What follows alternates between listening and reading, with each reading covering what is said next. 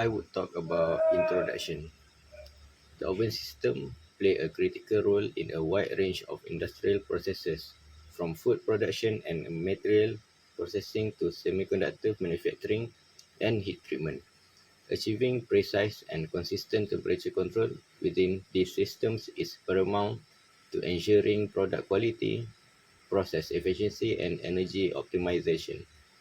This discussion will explore the various applications of temperature control in oven systems, examining the technologies, challenge, and advancement that drive performance and innovation in this essential area. For background project, this section explains the oven's mathematical model. The next section provides a description of the PID controller. By using the experimental data that we got from the MATLAB, we derived the system's transfer function model in the third section. The third portion will include the root locus, time and frequency response calculations. The, the fourth section will provide the impact of the PID control temperature system, and the last section will offer the findings. Both heat leakage from the oven to the atmosphere and heat transfer from the heater coil to the oven occur in a temperature control system. Heat transmission occurs in three ways, namely convection, radiation, and conduction. It's possible, it's possible that heat transmission via radiation is now overlooked. For the project objective, we are identified to verify with software applications and that achieve the engineering technologies, and we also practice the principle of control system and or its instrumentation using manual calculation. And the last one is we apply their theory based on natural science, numerical analysis, engineering knowledge, and engineering specialist knowledge. So by using the simulating software, MATLAB simulating software, the root locus and the state response were determined for the system. So for the root locus, the system only had one pulse, which located at negative 0.333. And since the root locus was located left from the imaginary axis, the system was stable.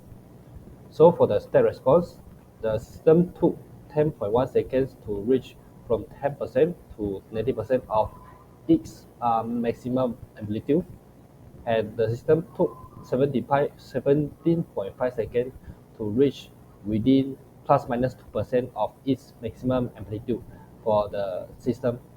And the system did not have overshoot, so there was no percentage of overshoot and peak time for the system.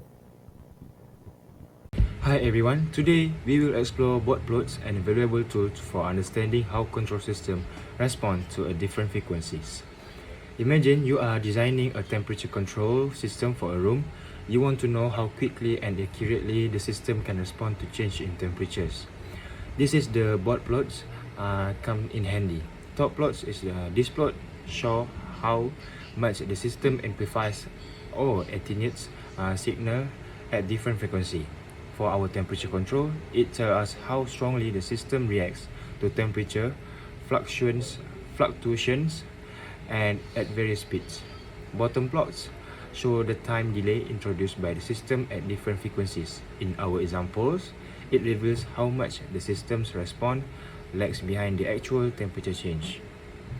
By analyzing these plots, we can ensure stability and make sure the system doesn't oscillate or become unstable. And the second one is optimize performance. Adjust the system's parameters to achieve and desired temperature control. In essence, board plots help us to visualize how a system behaves in a frequency domain, which is crucial for designing effective control systems. Thank you. Hello and selamat sejahtera. My name is Johan Malaki Mohan. My metric number is BNJ30703. Today I'm going to explain about the effect of proportional derivative and integral controller for a control system. Okay, first of all, the effect of proportional gain to the system. The figure beside shows the time response graph where the system responds to a step input of 1.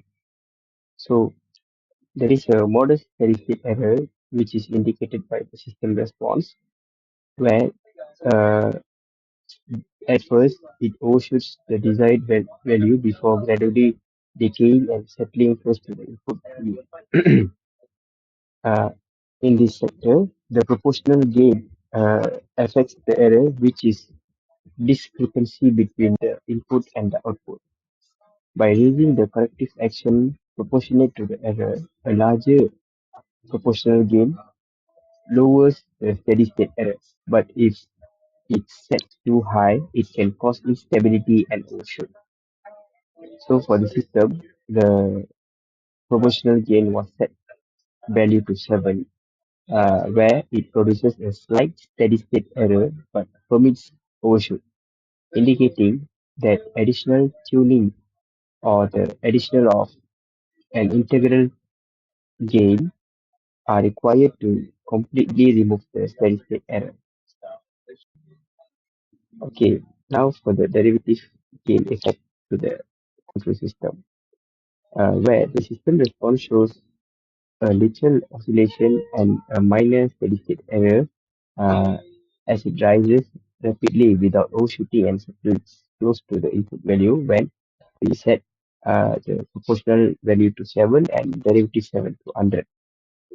Uh, since the proportional and derivative value works together to increase the position and stability, the steady state error where it's the difference between the final output and the input appears near to be zero in this instance. The derivative gain bring out the output closer to the target, while derivative gain improves the system damping, lowering overshoot, and assisting in a quicker reaction. For this closed loop system, the settling time, which is the amount of time it takes for the response to stay within 2% of the final value, is roughly 3 seconds. This shows that the system effectively produces a steady and accurate output. Okay, for the effect of integrity into the system, we set the integral gain value to 500. So, totally, the proportional value is 7, the derivative value is 100, and the integral value is 500. After we run the study, a rapid initial flight with some overshoot below the target value is identified, where the system is gradually settles close to the input value. The integral control term effectively eliminates the steady-state error, which is the difference between the input and the final output. The integral gain addresses the limits of the proportional and derivative component, reaching perfect accuracy by simulating the error over time and adjusting the output to ensure the error reduces zero.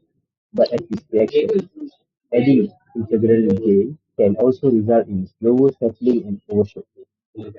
Integral control also improves accuracy overall by removing static error, but it must be carefully adjusted to strike a balance between overshoot and settling time.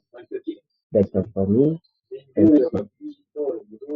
The conclusion of our project is the finding demonstrate that PID controllers significantly enhance a control system's response by leveraging the complementary effect of proportional integral and derivatives action.